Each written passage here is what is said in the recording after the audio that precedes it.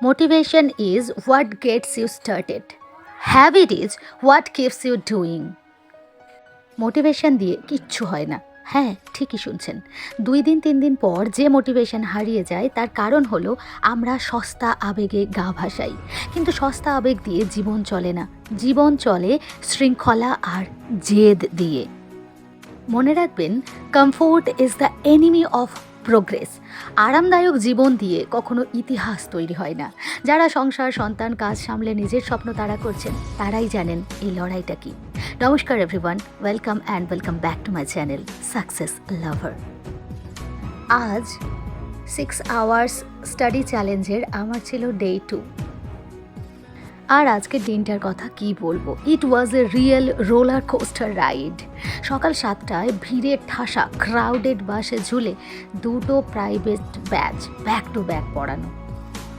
তারপর আমার হচ্ছে স্কুলে দৌড়ানো। ট্রাস্ট মি, প্রাইভেট টিউশন বা ব্যাচ হ্যান্ডেল করা মুখে বলা যতটা সহজ, বাস্তবে করাটা ততটাই tough. But I always remind myself, comfort is the enemy of progress. যারা সংসার হোক বা ওয়ার্কিং প্রফেশনাল যারা ব্যক্তি আছেন, তারা সমস্ত কিছু সামলে যখন নিজেদের ড্রিমসকে তাড়া করেন, only they knows this real pain. আজকে আমি শেষ পর্যন্ত আমার 6 আওয়ার্স কমপ্লিট করতে পারলাম নাকি I failed? Let's find out. Actually আজকে আমাদের স্কুলে এক্সাম চলছিল, সো ফরচুনেটলি একটু তাড়াতাড়ি ছুটি পেয়ে গেলাম।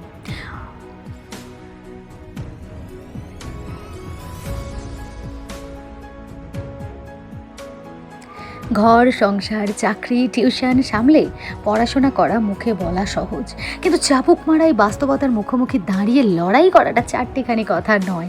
আমি বিশ্বাস করি রবীন শর্মা যে কথাটা বলেছিলেন, উনি বলেছিলেন, change is hard at first, Messi in the middle and gorgeous at the end. অর্থাৎ পরিবর্তনের শুরুটা খুব কঠিন হবে, মাঝখানটা হবে এলোমেলো, কিন্তু শেষটা চমৎকার। তো যাই হোক, আমি স্কুল থেকে ফিরে আজকে নির্জলা একাদশীর দিন একটু পুজো দিলাম এবং দুপুরবেলা আমি কখনও গীতা পাঠ করার সময় পাই না, আমি সন্ধ্যাবেলাই করি। কিন্তু আজকে আমি দুপুরে যেহেতু সময় পেয়েছিলাম তাই দুপুরবেলা একটু গীতা পাঠ করলাম। আপনারাও নিজেদের ধর্মগ্রন্থ পাঠ করবেন, যার ফলে একটা পজিটিভ এনার্জি, একটা পজিটিভ ভাইব কিন্তু এখান থেকে পাওয়া যায়। আজকে আমি কিন্তু সকাল থেকে কিছু খাইনি, সেই জন্য আমার মারাত্মক খিদে পেয়েছিল। সেই জন্য বাড়িতে এসেই আমার 2 ছেলে এবং আমার মাকে সাথে নিয়ে আজকের লাঞ্চটা করলাম। সাবু, কুমড়োর ছক্কা এবং বাদাম, কাঁচা কলা, আলু দিয়ে তরকারি আর আলু ভাজা। অনেকেই আমার কাছে জানতে চান যে আমি কেমনভাবে প্রস্তুতি নিচ্ছি বা আমি কি বই ফলো করছি। তো তাদের কমেন্টের উত্তরে আজকে জানাই যে আমি কিন্তু আপার প্রাইমারির জন্য বিশেষ কোনো বই ফলো করছি না। আমার কাছে একটা দারুণ বই আছে, যেটা হলো জানা স্যারের বই। সেই বইটাই আমি একমাত্র পড়ছি আপার প্রাইমারির জন্য। আমি ঠিক করেছি এই বইটা এনি হাউ আমি শেষ করব, চেষ্টা করব। তো সেই একটা মাত্র বই আমি টার্গেট রেখেছি আপার প্রাইমারির জন্য পড়ার। ইংলিশটা আমি বিভিন্ন জায়গা থেকে পড়ি, ভোকাবুলারি, গ্রামার পোর্শনগুলো, এবং হিস্ট্রি বা জিওগ্রাফি বা পলিটি, এগুলো বিভিন্ন কম্পিটিটিভ এক্সামের বুক থেকে আগে আমি পড়েছিলাম। সেগুলোই চাইলে একটু আধটু পাতটা ওল্ডটাই, বাট মেনলি আমি আপার প্রাইমারির জন্য এই জানা স্যারের বইটাই সবাইকে রেকমেন্ড করব এবং আমি নিজেও এই বইটা পড়ছি। আর অনেকেই আমার কাছে আপার প্রাইমারি সিলেবাসটা চেয়েছিলেন, তো সেই জন্য আমি আমার মতো করে যে আপার প্রাইমারি সিলেবাসটা আমার কপিতে লিখে রেখেছি, আমি সেটা আপনাদের সাথে শেয়ার করছি আজকের ভিডিওতে। ভিডিওটা মিস করবেন না। আমি আমার মতো করে, আমার সুবিধার্থে, আমার ল্যাঙ্গুয়েজে সহজ সরল করে লিখে নিয়েছি। এটা কিন্তু অফিসিয়াল সিলেবাস নয়, অফিসিয়াল সিলেবাস ডাউনলোড করে নিতে পারেন।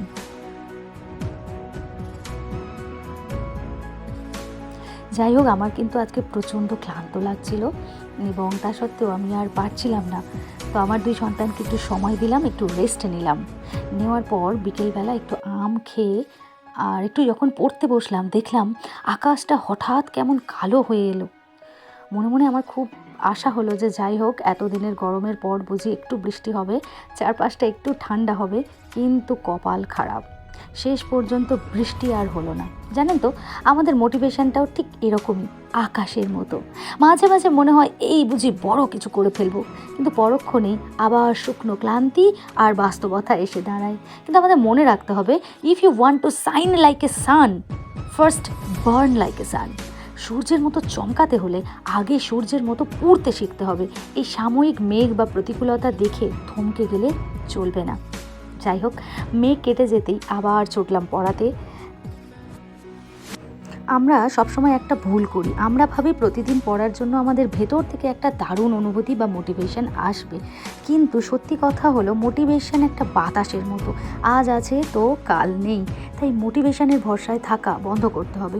মোটিভেশন আপনাকে শুধু শুরু করতে সাহায্য করে, কিন্তু আপনাকে শেষ গন্তব্যে পৌঁছাবে আপনার ডিসিপ্লিন, আপনার শৃঙ্খলা। জিম রন একটা অসাধারণ কথা বলেছিলেন, যেটা আমি শুরুতেই বলেছি, motivation is what gets you started, habit is what keeps you going.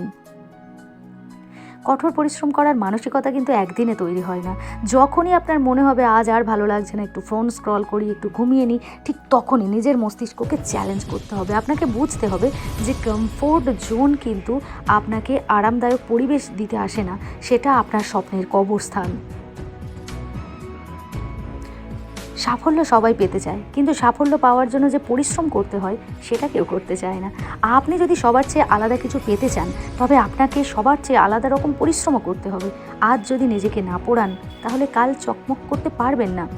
তাই আপনার লক্ষ্যকে আবেগের চেয়ে বড় করুন, এত বড় করুন আপনার স্বপ্ন, যে স্বপ্নের জন্য আপনার ঘুম ভেঙে যায়, যে স্বপ্নের জন্য আপনার পরিশ্রম করতে ইচ্ছে করে, যে স্বপ্নের জন্য আপনার জেতার খিদে তৈরি হয়। Success is not always about greatness, it's about consistency. Consistent hard work leads to success, greatness definitely will come. চাকরি পাবো কি পাবো না, সিলেবাস শেষ হবে কি হবে না, এইসব ভবিষ্যৎ নিয়ে অতিরিক্ত চিন্তা আমাদের মোটিভেশন কমিয়ে দেয়। আমাদের কাজ শুধু আজকের দিনটাকে জেতা। আজ আপনি 6 ঘন্টা পড়তে পারলেন কি না পারলেন সেটাও বড় কথা নয়, বড় কথা হলো আপনি শেষ মুহূর্ত পর্যন্ত মাঠ ছেড়ে পালায়ননি। যেমনটা উইনস্টন চার্চিল বলেছিলেন, success is not final, failure is not fatal, it is the courage to continue that counts. মনে রাখবেন, যারা মাঝপথে হাল ছেড়ে দেয়, পৃথিবী তাদের মনে রাখে না। ইতিহাস তাদেরই মনে রাখে যারা ভাঙা ডানা নিয়েও শেষ পর্যন্ত উড়ে যাওয়ার চেষ্টা করে। সবচেয়ে জরুরি কথা এটা যে কঠোর পরিশ্রম করার মানে এটা নয় যে আপনি রোবট হয়ে যাবেন। মাঝে মাঝে শরীর ক্লান্ত হবে, লক্ষ্য পূরণ হবে না, কিন্তু নিজেকে দোষ দিয়ে ভেঙে পড়বেন না। নিজের পিঠ চাপড়ে বলুন, আজ হয়নি তো কী হয়েছে, কাল আমি দ্বিগুণ শক্তিতে কাম ব্যাক করবো। কারণ god helps those who help themselves. ঈশ্বর তাদেরই সাহায্য করেন যারা নিজেদের সাহায্য করার জন্য লড়াই জারি রাখে।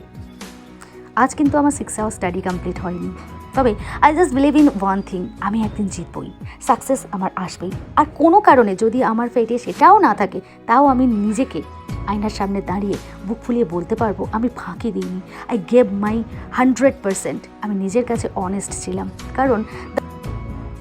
কারণ the only bad workout is the one that didn't happen. ঠিক তেমনি সবচেয়ে ওয়ান্টেড দিন সেটাই যেদিন আপনি লড়াই করার ট্রাই করেননি। আপনার লড়াইটা কেমন চলছে কমেন্ট করে আমাকে অবশ্যই জানাবেন। এই যে এত পরিশ্রম করছি, এত লড়াই করছি, এটা শুধু আমার একার লড়াই নয়, এটা আমাদের সবার লড়াই। আমি জানি আপনার ভেতরেও একটা আগুন আছে। যদি আপনিও এই লড়াইয়ের অংশ হতে চান, নিজের স্বপ্নকে সত্যি করতে চান, তবে এখনই চ্যানেলটা সাবস্ক্রাইব করুন। আপনার একটা সাবস্ক্রিপশন আমাকে প্রতিদিন এই ভিড় বাসের ক্লান্তি ভুলে আবার টেবিলটায় গিয়ে বসার শক্তি দেয়। আপনার একটা কমেন্ট আমাকে অনুপ্রাণিত করে। তাই যদি আপনার মনে হয় যে আপনি 2-3 দিন পর পর মোটিভেশন হারিয়ে ফেলবেন, যদি আপনার মনে হয় আপনার দ্বারা এই কঠোর পরিশ্রম সম্ভব নয়, তবে এই চ্যানেল আপনার জন্য নয়। কিন্তু যদি আপনার নিজের উপর বিশ্বাস থাকে, যদি মনে হয় কঠিন পরিস্থিতিতেও হাল ছাড়বেন না, তাহলে এখনই সাবস্ক্রাইব করুন, নোটিফিকেশান অন রাখুন। আর আমি দেখতে চাই ডে 3-তে আমার সাথে কারা কারা থাকে।